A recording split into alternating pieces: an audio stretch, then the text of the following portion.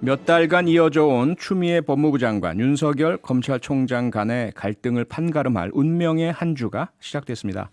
어제는 윤 총장이 제기한 직무정지 처분 효력 집행정지 재판이 있었고요. 오늘은 법무부의 감찰위원회가 열렸습니다. 그리고 내일은 법무부의 징계위원회가 예정돼 있었는데요. 이 징계위원회는 또 윤석열 검찰총장의 요청을 받아들여서 4일 금요일로 연기가 됐습니다. 그리고 법무부 차관이 사의를 표했고요. 숨가쁘게 돌아가고 있는 지금 상황. 지금 이 상황에도 어떤 일이 벌어질지 모르겠습니다. 전문가와 함께 좀 정리를 해보겠습니다. 일단 김성훈 변호사 나오셨습니다. 안녕하세요. 네, 안녕하세요. 김성훈 변호사입니다. 네, 시간 내주셔서 감사하고 이 부담스러운 주제인데 응해 주셔서 너무 고맙습니다. 네, 감사합니다.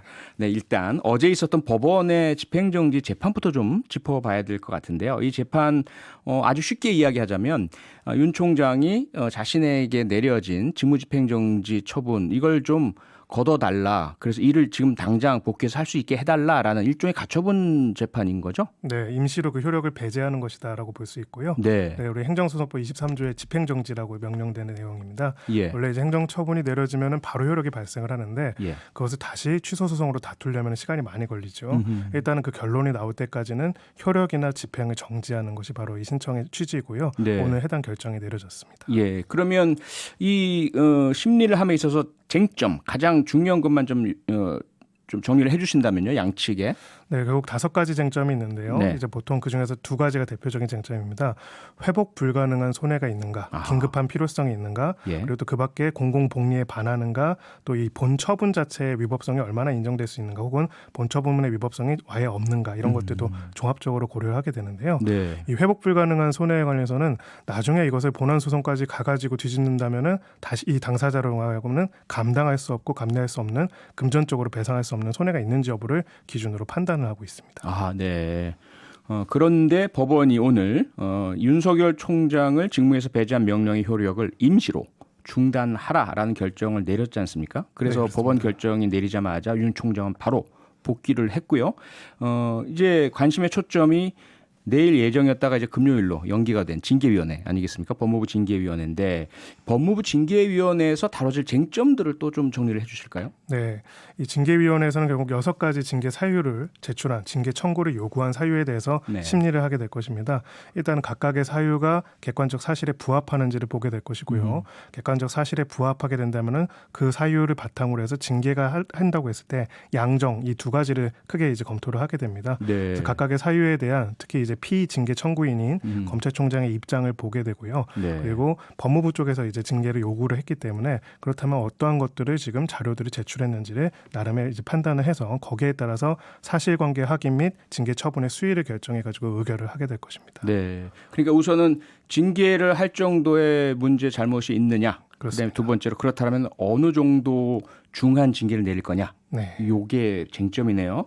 자, 그러면 누가 과연 이 위원회에 참석하느냐도 대단히 중요하지 않습니까? 징계위원회 위원 구성은 어떻게 되는 거죠? 네, 검사징계법에서 그걸 규정을 하고 있습니다. 예. 그래서 법무부 장관 그리고 법무부 차관 그리고 법무부 장관이 위촉하는 검사 2인 네. 그리고 변호사나 법학 교수 그리고 학계나 지명도 있는 이제 인식 있는 이런 지식이 있는 분으로 해서 각 한 명씩 해가지고 총 7명의 위원이 구성이 되는데요. 예. 징계 청구를 요구한 사람은 자동으로 이제 제척하게 되어 있기 때문에 6명이 원래 원칙적으로는 위원을 구성하게 됩니다. 네.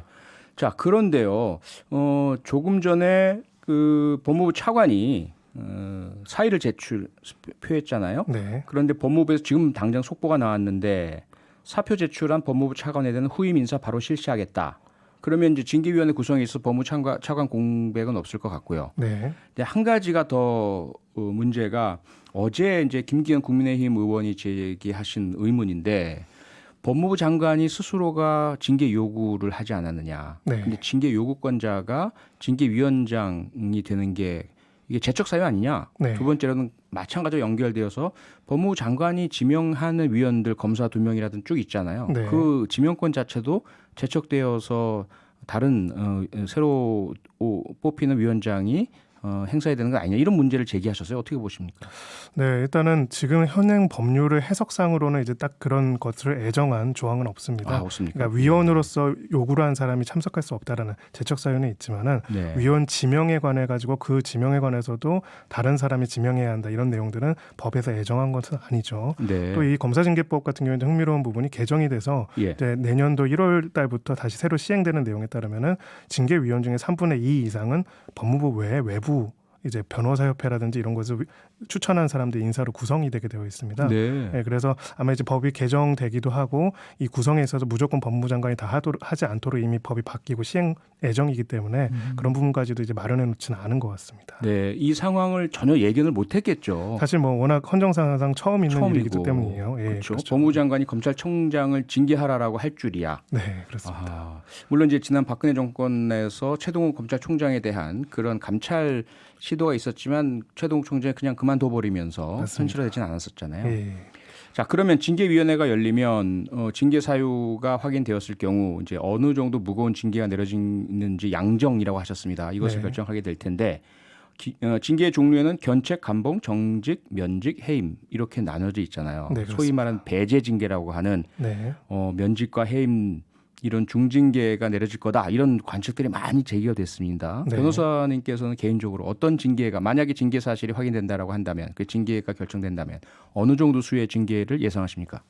네, 뭐 객관적인 판단을 떠나가지고 사실은 이미 이 징계를 하고자 하는 목적 자체가 해임이나 이제 그 해임 등 해임이라든지 정직 최소한 면직 이상의 징계를 애정한 상태에서 사실은 요구를 했다라고 보여지고요. 네. 그렇게 판단하는 근거는 이제 검사징계법 제8조 2항에 따르면은 징계를 청구한 시점부터 직무를 배제할 수 있다라고 규정을 하고 있어요. 법무부 장관에서요. 아하. 근데 이 규정의 취지를 보면은 소위 말해서 중징계가 예상되는 경우 예, 사실 한정적으로 해석할 수 있다 이렇게 보고 있습니다. 네. 그래서 이미 법무부에서는 적어도 이 내용에 대해 가지고 해임 등 중징계를 할 것이라는 것을 애정하고 예상한 상태에서 이 직무배제 명령을 내렸다고 보여지고요. 네. 또 법무부 장관이 위촉하는 위원들이 전원으로 구성된 이제 위원회이기 때문에 일단은 객관적으로 보기에는 그 해임 같은 중징계가 예상될 수 있다. 다만 이제 그것이 절차적으로나 실체적으로 정당한지 여부에 대해 가지고는 또 향후 사법부에서 다르게 판단할 수 있는 가능성도 있다고 생각을 합니다. 네, 일단은 징계위원회 자체가 법무부 장관이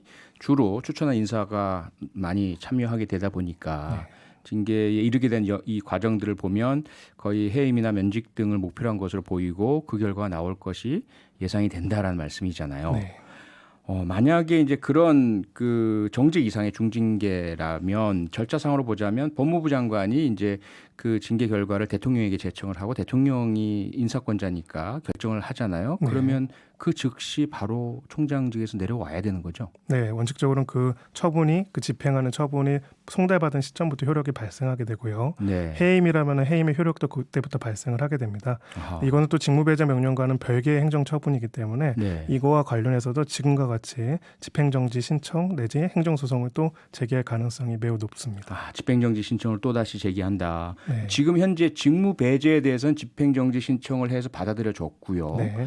그러면 이 신청의 효력은 금요일 날 징계위원회에서 만약에 해임 면직 등이 내려지게 된다면 어떻게 되는 겁니까? 원칙적으로는 이제 이거와는 별개의 절차가 새로운 처분이 이루어진 거기 때문에요. 처분, 예. 네, 이것은 직무 배제 명령의 효력만 정지시키는 것일 뿐이기 때문에 어허. 직무 배제 명령이라는 거는 징계 의결 시점까지를 한도로 한 거기 때문에 네. 그 직무 배제 명령이 사라진 공간에 새로운 처분만 이제 남게 되고요. 네. 새로운 처분의 효력이 바로 발생하게 됩니다. 예, 그래서 효력 정지라는 건 말 그대로 직무 배제 명령의 효력만 정지시키는 것이지 예. 적극적으로 이제 직무 배제 명령과는 별개로 직을 복귀시키는 효력 자체는 없기 때문에요. 아하. 이제 결과적으로는 징계위원회의 결정에 따라 가지고 이후의 직의 복귀 여부들이 결정될 것으로 보여집니다. 네.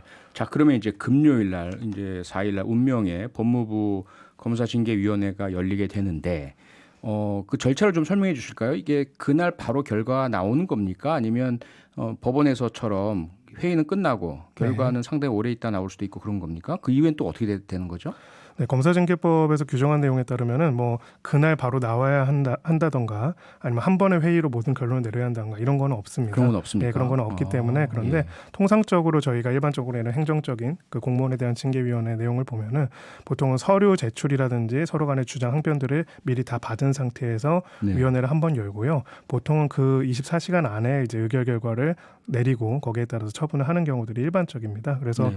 지금 이 사건의 경위 등을 봤을 때는 아마 징계위원회가 열린다면 그 결정 또한 빠르게 내려질 가능성이 높습니다. 빠르게 금요일 날 당일도 나올 수 있다 이런 말씀인 것 같은데요. 네. 그럼 만약에 예상되는 대로 면직이나 해임 등의 중징계가 내려진다면 지금까지의 상황을 보면 윤석열 총장이 받아들이지는 않을 것 같고 불복을 할 것 같지 않습니까? 네, 불복할 그렇습니다. 때는 아까 말씀하신 것처럼 집행정지 청구 소송 그다음에 또 행정 소송 징계에 대한 네. 위법성 이런 것들을 계속 소송을 해나가게 되겠네요. 네. 그 절차를 조금 설명을 좀 해주실까요? 네.